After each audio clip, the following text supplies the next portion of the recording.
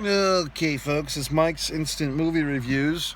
This time it's not so instant. I was in the theater seeing Tenet, and Tenet. Okay, so I went to see it. There was one other group of people in the theater tonight, a group of youths, early 20s, and I know this because they introduced themselves to me after the movie was over. They were asking for my expert opinion. I guess they just got the vibe that I was someone in the knowledge of film. So I spoke with these young fellows, and they had one. It was kind of like reminded me of me in high school. There was like 6 guys and 1 girl, so that brought back memories. Not in the way you might think, okay, if you're that type of thinker, but just a friendly way. Seeing this film, the kids, they were good and wholesome and quiet during the movie. A little talking, but not too much. As far as the movie goes, so. Well, if you are watching this video, now there's some analytics here with YouTube that's wrong, because I know that I have at least one female viewer, subscriber, Mistress Jen, who I appreciate very much, has been with me for a few years now. So thanks, Mistress Jen. So there's at least one female subscriber to the Mike Messier YouTube channel, but yet, I also have got these analytics that say I have 100% male viewership age 25 to 34. So something's off here, folks, because obviously that's not 100%. But if you're watching this video, should you go see Tenet? Is it worth seeing? Yes, it's worth seeing. I will give you some asterisks, though. Most movie theaters now, or many, Regal Cinemas, Cinemark, they all have these subscription packages, kind of in the spirit of Movie Pass, which has since left us.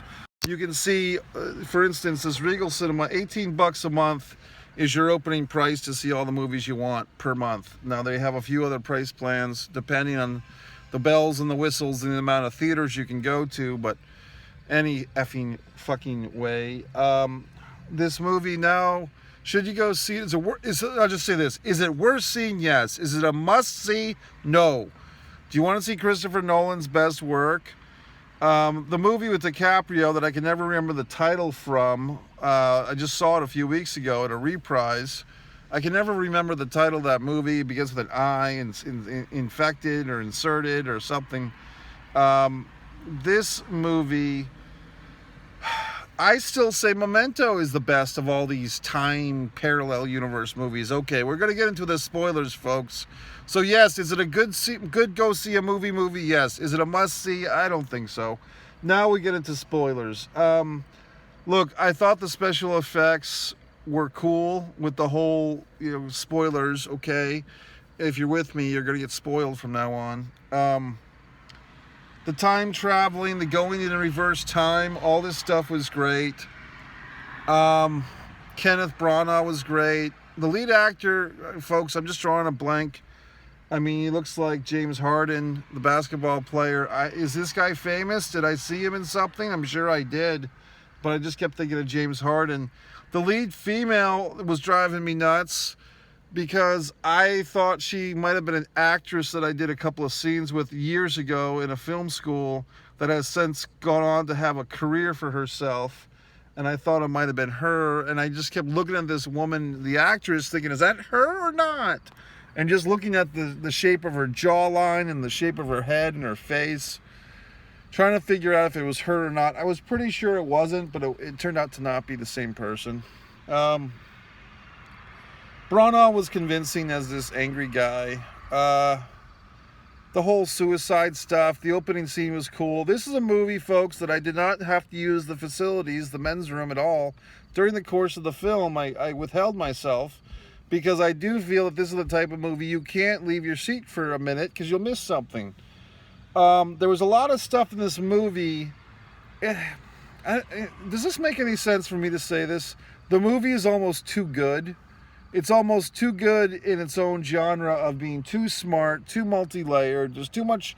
It's 12 pounds of shit in a 10-pound bag. The guy, meaning Christopher Nolan, yes. But does he give pause to think people need to catch up to his thick dialogue and his multi-layered action scenes? I just think that, Memento was really awesome for me. The one with DiCaprio, I still don't put on the prestigious level as others. The Batman trilogy, yay, yay, yay. Did he direct the one with the fucking Bane and the voice box? That one didn't do it for me, and the whole Underground City shit. But this movie, I mean, I saw it, I watched it, it was long, I didn't have to go to the restroom and all. We had a nice conversation about it, but what I said to these youths is, were there characters that you gave a fuck about? And the young lady of the group apparently gave a shit about Edward, Edward Furlong or Edward whatever, Cullen from the Twilight movies, the actor, Robert Patterson. But I mean, I guess for me as characters, did I feel like these characters were people I cared about? Not really. And so then the whole, the almighty inclusive thing for any type of these movies is, we must do this in order to save humanity. Or we must do this in order to save the world, to save all of us.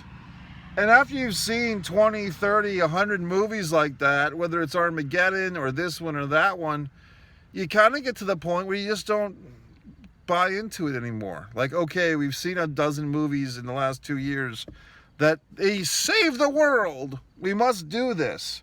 Now we're at a point in reality where people are trying to save the world. So these movies with this hypothetical, we must get the potion, or we must kill this guy, or we must not let this person die.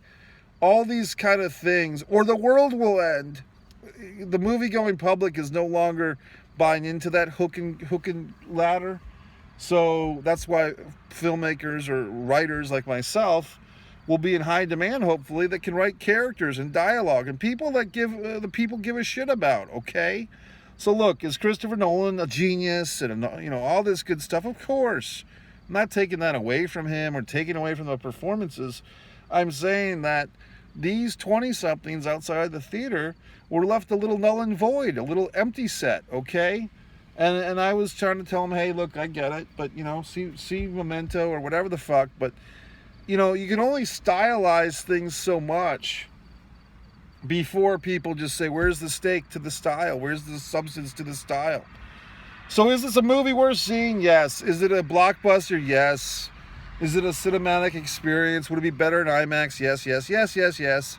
But is it a classic in the strictest sense of 30 years from now? Will they be reprising this thing like they are Raiders of the Lost Ark now, or E.T., or Back to the Future?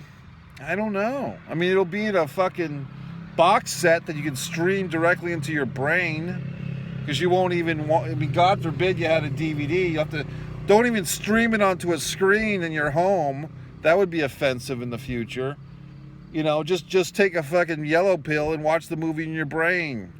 That's where we're headed. So Mike Messier, I give Tenet, the kid at one of these kids asked me 5 stars, what do you give it? I gave it 3.5. And he said, oh, you're being generous. I'm a nice guy. I'm easy to work with. Anyway, if you're here, you don't have to be a male 25 to 34, by the way, to subscribe to the Mike Messier YouTube channel. You can be anyone of any age or ilk, gender, whatever. Just be on the Mike Messier YouTube channel. All the fun, the excitement. Johnny, the Kairi Sane enthusiast, very adamant that I start watching movies and analyzing movies that he would like, which I'm guessing would be like this, Johnny. We still have our buddy, hardcore Mike Messier enthusiast from Texas, my buddy Jay Baca with his own wrestling podcast. We got the new person coming in, Truth. We got Carl coming in.